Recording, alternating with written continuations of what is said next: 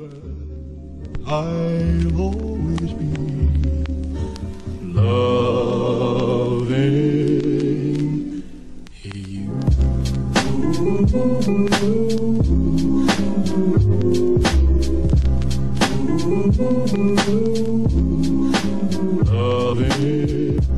Salut à tous, bienvenue dans ce 3e épisode de la boîte à savon.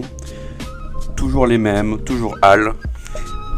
Bien entendu moi-même, Adrien et Axel Sapone qui est actuellement malade et qui du coup va pas être au summum de la forme et de la réactivité pour cette session. C'est surtout ça, je crois. Ça va être une question de réactivité aujourd'hui. Je m'en excuse d'avance, Adrien. Je suis un peu en PLS. C'est pas grave. On est toujours là pour les mêmes bails. Ah, les bails, il est pareil. Hein. Tu vois, genre, aujourd'hui, c'est dur.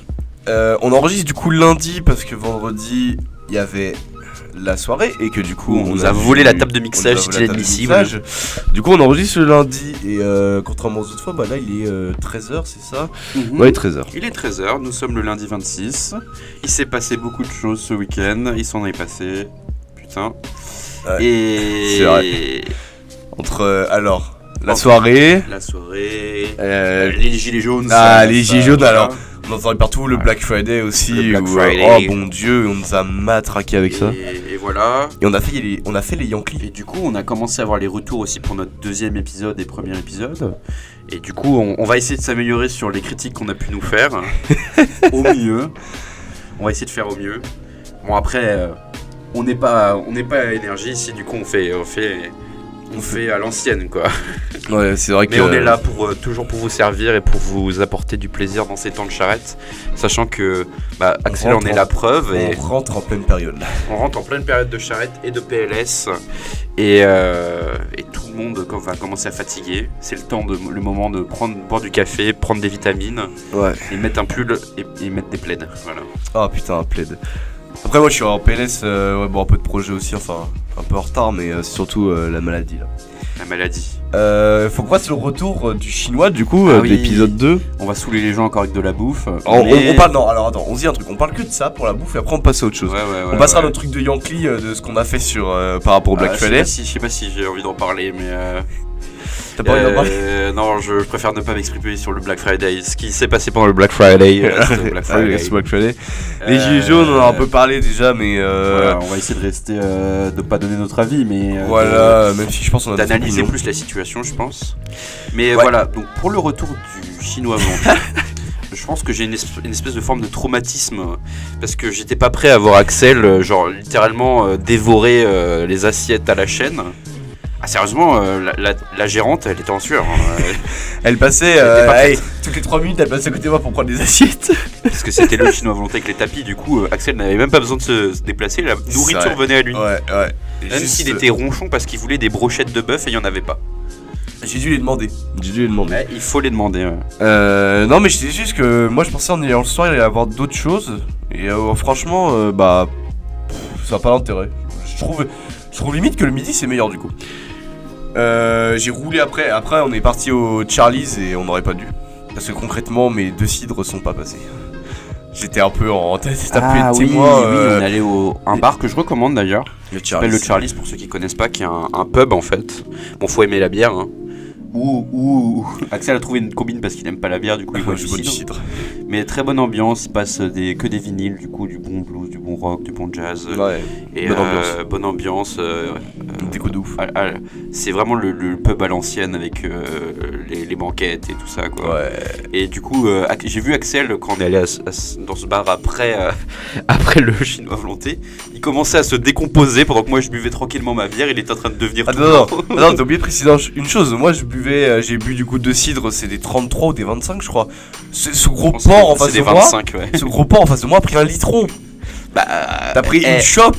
Plutôt que de prendre une pinte et après se dire ah tiens j'en reprendrai bien une, tu commandes un litron comme ça, t'as les 2 pintes dans un verre et t'as pas besoin de t'en servir. Et moi j'étais en train de regarder comment ça descendait en mode j'ai envie de rentrer Adrien. Là, je faisais le plus vite que je peux mais faut savourer quand même, faut pas boire ça cul sec. T'avais pris quoi déjà De la cuvée des trolls. Ah oui c'est vrai. T'as pas pris la triple Non, ils en ont pas toujours. Ah, oui. Alors, du coup, voilà, on va clôturer ce point bouffe. Afin On fera un point barre un jour. On va faire une émission consacrée à la bouffe, comme ça on arrêtera de faire chier De aux nous gens. faire chier, ouais. Ça s'appellera la boîte à... La boîte noire comme dans Top Chef. La boîte du McDo. Comment et c'est un nom ces boîtes d'ailleurs, je m'en rappelle plus. Bref. On arrête. Sinon on va encore parler de bouffe, ça va être un bordel. Alors, par contre, on commence peut-être par le... Bah, au final, dans un sens, on voulait parler du Black Friday et des Gilets jaunes. Dans un sens, ces deux sujets sont connectés. Alors oui, parce que Black Friday, ça... je trouve que c'était... Pour ceux qui ne connaissent pas, pour ceux qui, pour une quelconque raison, ne connaissent pas... Oui, c'est vrai. C'est quand même un concept américain, du coup, que les Américains nous ont gentiment importé, importé dans notre pays. Ça a d'abord été importé en Angleterre, je crois. Oui, et sûrement, après, sûrement en Allemagne et après en France. Ouais. Et du coup, le concept, c'est des soldes. Des soldes. C'est censé, en gros, pour dire la chose, c'est des soldes qui sont censés lancer les achats de Noël. Ouais. La base du Black Friday, c'est ça. C'est parce que correspond, c'est fin parce qu'on est à un mois de Noël. C'était le 23. Si je me trompe pas, 24, ouais, c'était les 23. Du coup, c'est un mois avant Noël, ça lance la saison. Et aux États-Unis, enfin, c'est considéré comme ça. Ça vient de plus en plus. Je trouve que cette année, c'était vraiment impressionnant. Parce que le Black Friday, alors moi, la première année où ça m'a marqué en France, c'était l'année dernière. Où il y a vraiment eu des bonnes offres. Alors, faut quand même savoir, ce qui définit beaucoup le Black Friday aux États-Unis, c'est que non seulement c'est, on pourrait se dire, c'est juste les soldes. Voilà, les soldes en France, c'est pas les soldes, où les gens ils attendent devant le rideau et ils passent tranquillement et après ils vont faire leurs achats. Non, aux États-Unis, il y a tellement des rabais que les gens ils attendent parfois la nuit devant le magasin, même parfois plusieurs jours avant. Ils campent pour rentrer et après ils se marchent dessus et chaque année il y a des morts. C'est on est quand même arrivé à un point. Bah, nous en France, les gens se marchent dessus pour choper le téléviseur. La même chose quand il y avait les pots de Nutella à 1 euro là. Mais ça montre la différence entre nos deux sociétés. Quand on s'est marché dessus pour du Nutella, ils se marchent dessus pour avoir des rabais sur des C'est un truc que j'ai vu sur Twitter et la personne avait raison, c'est que le Black Friday en France, on est mignon encore, on tape des moins 10, moins 20%. Il y a que mes géants. Les géants ils tapent des moins 50%. Mais je pense que c'est parce qu'ils essaient d'y aller progressivement, non ? Voilà, oui, je pense qu'ils font des espèces de périodes. Là, on est encore un peu en test, quoi. Genre, du coup, quand ils vont pour voir comment on réagit face aux soldes et s'ils voient que ça marche bien, je pense qu'ils vont balancer les gros rabais et ça y est, les gens vont commencer à se marcher dessus en France aussi. Ouais, voilà. Je pense que c'est inévitable. Ouais, et bah c'est les périodes de test, oui, c'est sûr. Et après voilà, quand vous arrivez aux États-Unis, on tape du moins 80% quoi, sur certains articles, c'est assez impressionnant. Surtout que pour Noël, c'est plutôt intéressant au final. Et c'est suivi par aujourd'hui Cyber Monday, qui arrive aussi en France, mais c'est un peu. C'est quoi le concept déjà ? C'est que c'est moins cher sur internet, c'est ça ? Ouais, c'est surtout en ligne. C'est donc Amazon par exemple. Je sais pas si c'est Amazon d'ailleurs qui a peut-être lancé ça. C'est concrètement, c'est le Black Friday mais lundi quoi. Enfin, là où le Black Friday s'applique à des magasins, le Cyber Monday, c'est vraiment axé sur internet. Ouais. Après c'est toujours le même principe, des bonnes offres et tout ça. Après je vois pas l'intérêt de faire ça forcément, d'avoir les deux. Parce qu'en France, parce que surtout ce qu'il faut dire aussi, c'est qu'aux États-Unis, ils font le Black Friday, mais ils le font que le vendredi. Nous en France, il y a beaucoup de boutiques qui ont commencé sur le week-end, qui ont fait ça, non, mais même sur toute la semaine. Ah, ouais. Il y a beaucoup de magasins qui ont fait du lundi à aujourd'hui, du coup, qui font lundi à lundi. Il y a 2-3 sites où ils ont fait depuis vendredi jusqu'à hier, ou jusqu'à aujourd'hui, ça dépend lesquels. Bah nous, ce qu'on a fait pour le Black Friday, c'était à partir de vendredi, du coup. Oui. C'est à partir de vendredi.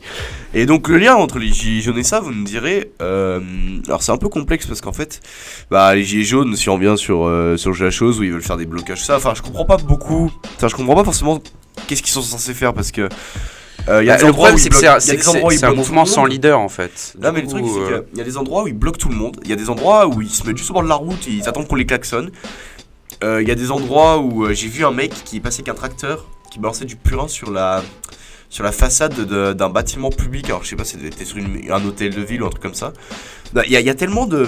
Ça a pas l'air coordonné au final. Je trouve ça un peu bizarre où ils font différentes actions même aux différents endroits et je comprends pas trop si le but c'est de bloquer, si le but c'est juste de se faire voir ou si le but c'est d'aller emmerder tout ce qui est politique quoi.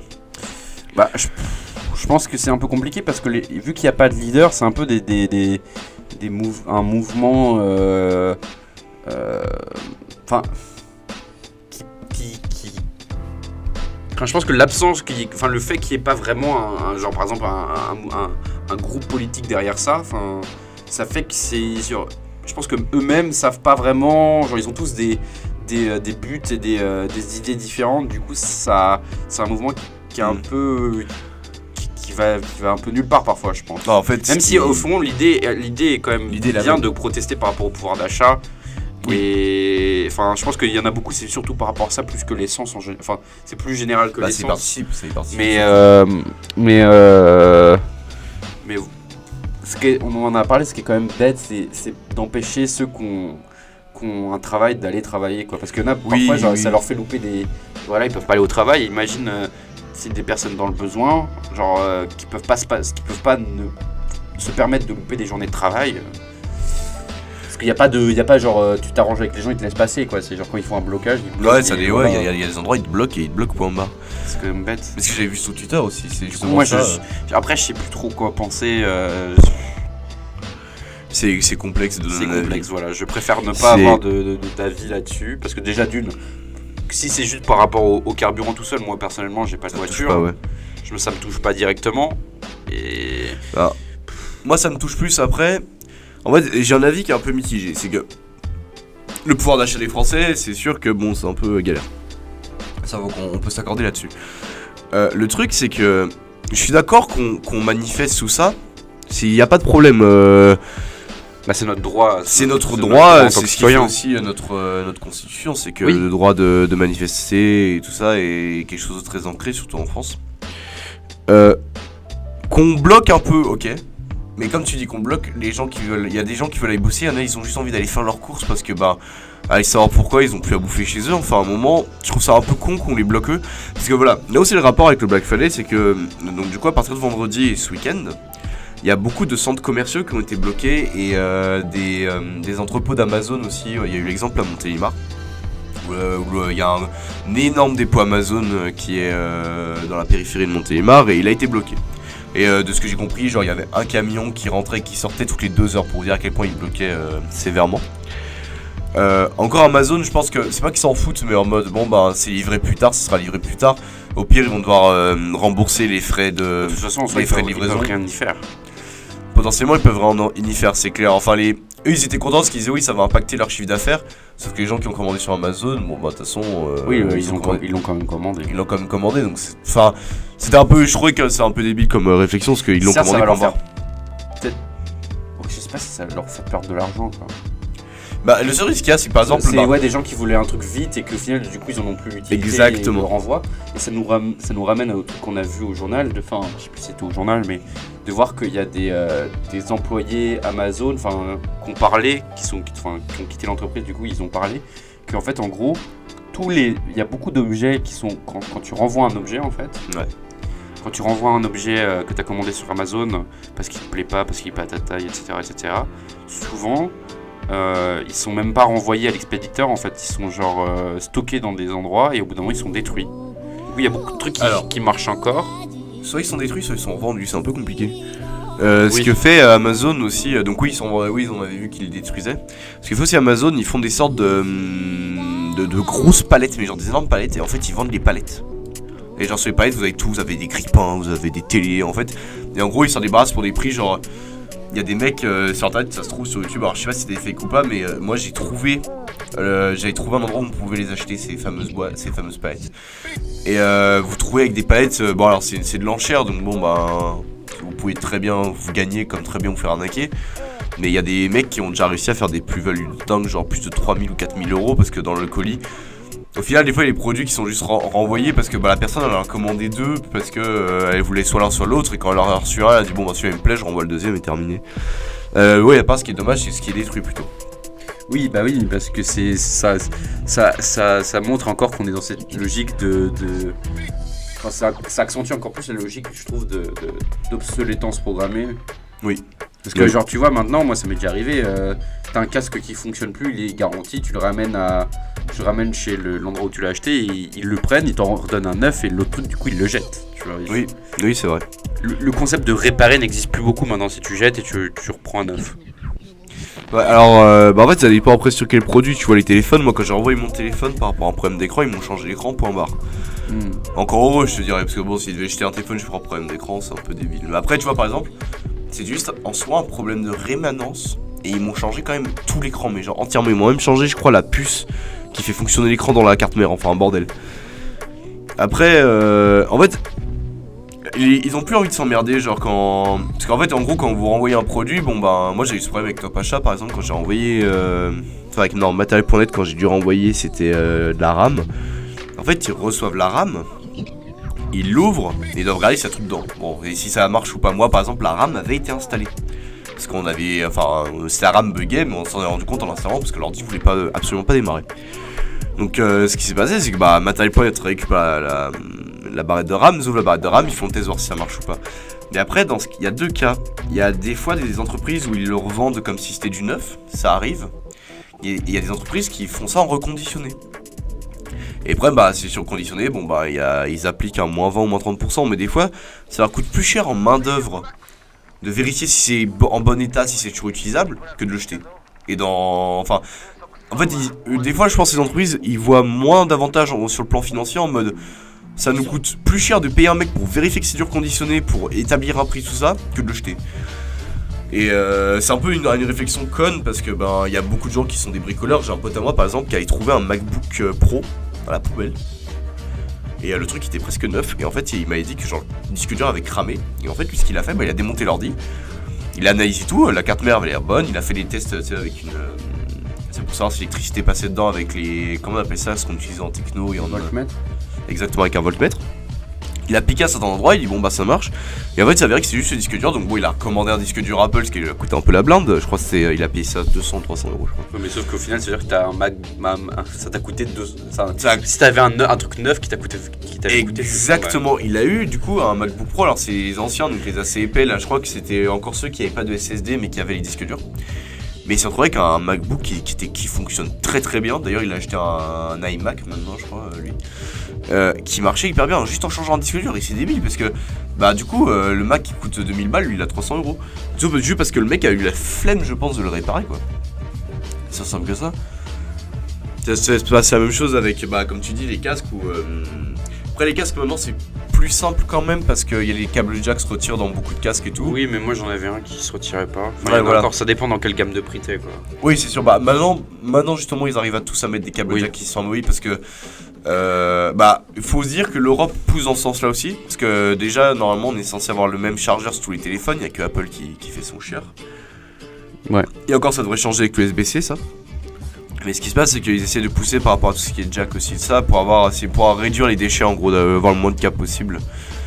Et... Là, il n'empêche, quand j'y pense, il y a une génération qui n'aura pas connu cette galère de le moment où chaque marque avait son chargeur. Enfin, il y avait beaucoup parce que t'avais les micro USB, t'avais le truc qui s'appelait chargeur universel, qui n'étaient pas des micro USB, qui avaient des espèces de formes un peu différentes, qui étaient plus les chargeurs de, je crois que Nokia, BlackBerry, Nokia, genre ils avaient alors BlackBerry, ils avaient le même qu'on a à l'actuel. Oui, non, c'était Nokia. Avec un sort de pin rond là. Oui, non, il y avait comme eux. Une sorte de broche jack là. Voilà, il y avait eux, et il y en avait aussi qui ressemblaient à un micro USB, mais en un peu plus gros, tu vois. Oui, alors ça, c'est un mini USB.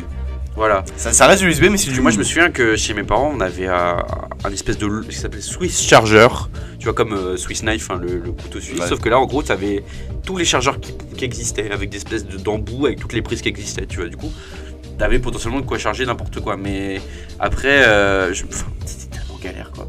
Quand c'était en mode, t'as pas un chargeur de Nokia? Ils regardaient ton truc et ils étaient en mode, non, moi j'ai un chargeur comme ça. T'étais, ah ouais. Et encore maintenant, c'est encore la galère. Alors, maintenant, vu qu'on est en phase de transition, justement, c'est un peu plus la galère parce que bah, y a d'un côté les micro USB, de l'autre côté, il y a les Lightning d'Apple et il y a les nouveaux arrivants qui sont l'USB-C. Sachant que normalement, d'ici 10 ans, il y aura plus que de l'USB-C en prise. Enfin, après, sauf les prises pro, tout ça, moi je vois notre table de mixage, toutes les prises qu'il y a là, les jacks, tout ça, ça disparaîtra pas, ça, je pense. Mais bah, par exemple, l'HDMI, le VGA, le DisplayPort, tout ça sera remplacé pour finir par de l'USB-C parce que, en gros, l'avantage du USB-C, c'est que l'USB-C peut transmettre déjà de l'énergie comme une prise USB, mais en plus gros voltage. Et l'USB-C aussi peut transmettre du. Comment ça s'appelle? Peut transmettre de l'image en fait. C'est la différence du. Un câble USB ne peut pas transmettre de l'image, ne peut pas diffuser de l'image, là où l'USB-C peut le faire. Et donc Apple a été. on peut les critiquer pour ça, faut quand même avouer que eux ils ont moins porté leur couille en mode bah on met de l'USB-C sur nos Mac et puis voilà, mais bon après ils ont toujours pas mis sur leurs iPhones, ils fournissent même pas un adaptateur, enfin ils ont fait ça à moitié je dirais. Mais on va arriver de plus en plus à avoir de l'USB-C, que de l'USB-C et puis point barre. Et c'est pas plus mal parce qu'au final, bah, au lieu d'avoir chez soi 3000 câbles HDMI comme chez moi, je dois avoir 10 câbles HDMI, j'ai des micro USB, j'en ai partout, bah là on aura 5 USB-C et c'est terminé quoi. De tailles différentes et il sera multitâche et je pense même que du coup ce sera moins cher l'USB-C parce que techniquement, bah, vu qu'il n'y aura qu'une seule technologie qui est développée, bah, ils pourront plus s'affairer à faire différentes gammes de prix, des câbles très haut de gamme, des câbles standards, tout ça. Mais c'est vrai que dans 10 ans, les gens ne connaîtront pas cette galère de chercher un chargeur qu'en soirée, personne n'a un chargeur d'iPhone. Comme à l'époque où Apple est passé sur le Lightning, où il y avait encore donc le gros chargeur d'iPhone, c'est là. Oui, je m'en rappelle. Et le Lightning, et moi j'avais un micro USB donc je m'en foutais, mais c'était sur en mode t'as un chargeur d'iPhone, puis le mec il disait ouais j'y suis là, ah non mais moi il me faut l'ancien. Puis allez c'était parti pour en chercher un, enfin quel bordel. Ils ont toujours été pros à ça Apple quand même pour emmerder le monde, ils m'ont tué. Tout ça pour dire le Black Friday. Ah on a vachement dit. C'est bien mais c'est vraiment un truc de Yankee quoi. Enfin, non mais faut être réaliste. C'est que après c'est sûr que c'est vachement intéressant, genre nous on est tombé sur une promo de dingue au final, on le sait déjà. Enfin oui. Le truc c'est que bah c'est un peu genre ouais il y a ça, il est à 20 € au lieu de 100 €, vas-y je vais l'acheter. Alors que t'en as pas forcément besoin, mais juste parce qu'il est à 20 balles. C'est une bonne affaire mais réfléchis peut-être, est-ce que t'en auras besoin, est-ce que tu vas l'utiliser déjà? Des fois des trucs tu vas les acheter, je les utilise même pas. Oui c'est vrai, je pense que... Et le Black Friday ça pousse dans ce sens là où t'es en mode putain c'est trop une bonne affaire, faut que j'achète peut-être si j'en ai besoin. Oui, je pense qu'il y a beaucoup d'Américains qui achètent des trucs au Black Friday qu'au final ils vont foutre à la poubelle quoi. C'est juste en fait, c'est l'essence même du concept des soldes quoi. Oui. Parce que t'as un truc qui est soldé, que t'achètes même si t'achètes assez régulièrement, enfin... Ou non, un truc qui est soldé que t'achètes pas forcément. Et vu que tu vas voir qu'il est soldé alors que t'en as aucune utilité, tu vas te dire putain, c'est quand même intéressant, tu vois. Et tu serais prêt à l'acheter alors que c'est un truc que t'achètes pas d'habitude. Bah. Donc quand tu vas faire des courses. Ma mère elle a acheté au solde une fois un masseur de pied manuel. C'est en mode. Non, en fait c'est un truc avec des rouleurs. Et ah en fait, oui, je vois. Ouais. Et mais genre il coûtait 5 €, tu sais. Et j'étais là en mode mais ça sert à quoi? Puis ce truc bah il est dans le monde Il y a garage. ça chez ma grand-mère. Et c'est mais en vrai en gros faut mettre de l'eau chaude, tu fais glisser tes pieds mais ah non moi je connais que le quoi. truc, c'est un truc en bois tout simple avec des boules qui roulent et en gros tu mets tes pieds dessus et... Ah, ça c'est l'ancienne version, là c'est la version en poil plus moderne quoi. Mais oui c'est poussé les gens à acheter. Bah ouais, c'est créer le besoin de choses dont t'as mais c'est besoin. ça crée le besoin en fait. Les soldes c'est là pour créer le besoin. C'est ça qu'au final c'est... Dans un sens c'est intéressant parce que tu te dis les mecs c'est des génies quoi. Ils arrivent à te... Genre tu te rends compte que genre c'est ça que je trouve intéressant dans le marketing. C'est être capable de donner à quelqu'un, enfin de créer un besoin qui n'existe pas, genre tu vois ce que je veux dire? Oui. Genre on te crée un besoin imaginaire quoi en gros. Non mais c'est exactement ça. On te crée, on t'incite à... En fait c'est en gros dans ton cerveau il se passe ouais c'est une super offre, achète-le. Ouais. Après en même temps c'est toutes ces stratégies commerciales qui sont lancées par des groupes. Amazon c'est un des plus gros groupes au monde, enfin ça fait partie des GAFA tu sais donc ouais. GAFA pour rappel, Google, Amazon, Facebook, Apple. Pour petit rappel. Le gros groupe internet quoi. Voilà, le groupe internet, enfin Microsoft, bon bah on présente pas, on présente. Mais les leaders aussi du Black Friday c'est Walmart. Oui, mais en fait gros employeur d'Amérique. D'Amérique. Alors la différence après c'est que Walmart. Amazon est dans le monde entier, Walmart est aux États-Unis et dans 2-3 autres pays si je me trompe pas. Ouais. Mais c'est pas. Ce qui fait vraiment les GAFA, c'est que c'est international. Là où Walmart n'est pas. T'as pas le Walmart en France, tu vois.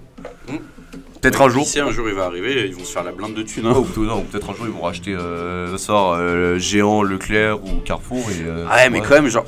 Là, genre, c'est un investissement. Hein. Racheter Leclerc, c'est quand même un gros groupe qui est aussi à l'étranger. Le plus lourd, je pense, c'est Carrefour. Mais Walmart avec. Oui, parce que Carrefour, ils sont aussi en Chine, je crois. Ils sont en Belgique, ils sont Ils partout. sont ultra développés Ils sont en Asie, développés. ouais. Ils sont développés en Asie, ils sont développés en Europe aussi. Après, le truc, c'est que justement, la seule entreprise qui pourrait racheter un groupe comme Carrefour, c'est bien Walmart. Parce que Walmart a les fonds. Ouais, mais ça leur taperait un gros coup dans les fonds quand même. Ah, mais regarde, Disney, ils ont bien racheté la Fox. Ça leur a coûté 51 milliards ou 31 milliards. Ça leur a coûté blablinde. Ouais. Et Je sais pas si c'est. Ouais, je sais pas. c'est pas forcément comparable, mais c'est juste Non, mais que. parce qu'il faut voir quand même que Disney en soi, eux, le rachat, ça leur pose pas de problème. Faut voir tout ce qu'ils rachètent progressivement. Marvel, Oui. Pixar. Non, mais justement, en fait, la stratégie Walmart, par exemple, ce serait on fait un très gros investissement d'un coup, mais après, ça rapporte également. Après, le truc, c'est que les magasins Walmart, enfin, les supermarchés aux États-Unis, c'est vraiment pas la même chose que chez nous, quoi. Je sais pas si une stratégie comme Walmart, parce qu'il y a déjà en France un qui est arrivé qui s'appelle Costco. Oui. En gros, alors pour vous expliquer, c'est un peu compliqué. C'est en anglais, ça, non? Non, c'est américain aussi. Il y en a en Angleterre, je crois. Il y en a en Angleterre. C'est arrivé en France et en gros le principe c'est vous achetez une carte d'adhérent qui coûte 40 € par an, je crois. Et en gros c'est un magasin un peu de gros. Oui, non mais oui, c'est comme. C'est comme si Promo Cash était ouvert au Promo public. Cash. Voilà, au Promo Cash, pour ceux qui savent pas, c'est un grossiste. Bah voilà, c'est un grossiste. Par exemple, c'est là où se fournit la cafette. Voilà. Pas mal de trucs. Et ce qui se passe c'est que du coup. Et pour pouvoir y aller, faut être obligatoirement commerçant voilà. ou restaurateur. Alors que Costco, t'as pas besoin d'être commerçant, faut juste avoir l'abonnement. Et s'il y en a un à Paris qui a été ouvert, c'est des énormes. Enfin, ça fait 4 fois la taille d'un Promo Cash ici. Voilà. Quoi. Tu peux acheter des palettes d'œufs si t'as pas le temps. T'as acheté des palettes d'œufs, tu peux acheter des paquets de pâtes de 10 kilos. Mais en fait, ce qu'ils font là-bas, alors aux États-Unis, ils ont poussé plus ce concept encore. Parce qu'aux États-Unis, bah, tu trouves tout ce qui est électroménager et tout ça aussi pas cher. En gros, c'est comme s'il y avait. C'est un hard discounter, c'est un Lidl en taille géante en fait. C'est en Sauf que c'est Lidl en grosse quantité, quoi. En grosse quantité. Mais ce qui se passe par exemple aux États-Unis, c'est qu'il y a des Costco où c'est comme Ikea, il y a un endroit pour manger, tu sais. Ils font une sorte de bar, Oui. bouffe. Je sais pas si en France ils l'ont amené ça, mais bref. Mais en France, j'ai regardé que alors, le magasin marche, mais c'était pas aussi élevé que les attentes, je crois, que du franchisé qui a ouvert ça en France. Donc je sais pas, Costco, je pense que c'est le premier essai. Je sais pas si Walmart un jour va se lancer, parce que c'est une autre façon de consommer. Moi, je regarde en Belgique, par exemple, les supermarchés Carrefour, c'est un peu des ovnis, quoi. Parce que c'est, enfin, même pas, surtout aux Pays-Bas, même pas en Belgique, surtout aux Pays-Bas, où les Carrefour, c'est un peu des ovnis, parce que bah, c'est des très gros supermarchés comparé à ce qui se fait aux Pays-Bas, en Belgique. Ça se fait beaucoup encore, les petites supérettes, machin, ou en plein centre-ville, ça coûte pas plus cher, et puis voilà. Les supermarchés grands, vous voyez un Carrefour Trifontaine, c'est très très rare d'en trouver dans ces pays-là. Donc si tu imagines Walmart, il se ramène en Belgique avec des supermarchés, ils sont énormes. Je sais pas s'il y aurait vraiment un engouement ou est-ce que ça marcherait en fait tout simplement.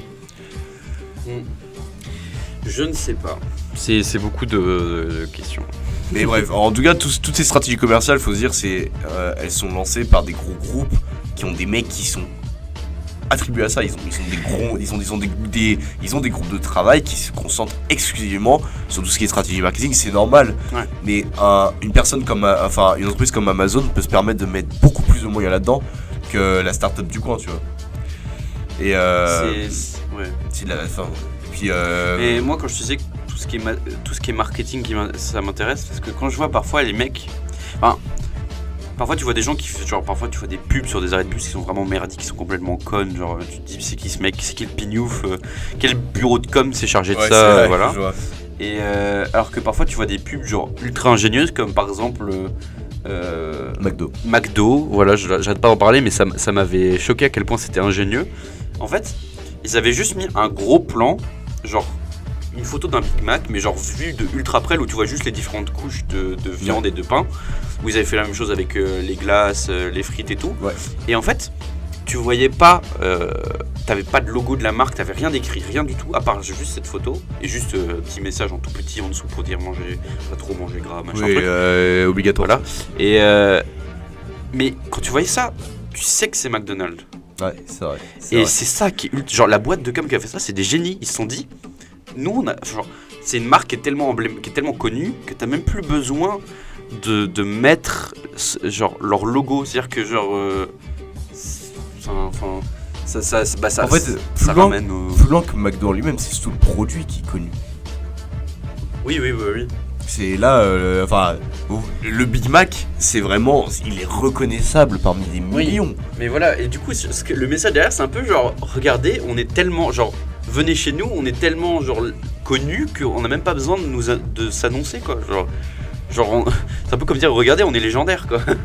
Mais du coup, ça marche, et c'est ça qui est impressionnant. Tu te dis, putain, l'équipe de com, c'est des génies.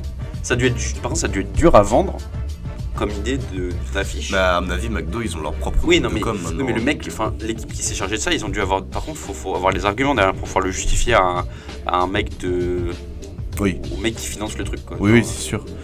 Moi, je pense qu'ils n'ont pas forcément eu tant de mal que ça. S'ils ont fait des tests avant, genre ils sont allés voir dans la rue des gens en mode, tu sais, ils leur montrent l'image en mode ça vous fait penser à quoi. Ah oui. Si le mec il balance McDo, si sur un statistique, genre sur 100 personnes, il y en a 98 qui ont pensé McDo, c'est-à-dire que ça va marcher. Après, bon, bah, justement, les équipes de com, elles sont là pour ça. Hein. C'est à elles de convaincre C'est sûr. aussi. Bon, ça fait nos 30 minutes. Ça fait nos 30 minutes. J'espère que vous avez apprécié. N'hésitez pas à nous faire des retours, ça fait toujours plaisir. Ouais. Nous, on cherche toujours à s'améliorer. Attends, on va sucer pour un like. Balance sur le like. N'hésitez pas à partager la vidéo et voilà. Il faut diffuser. Il faut diffuser.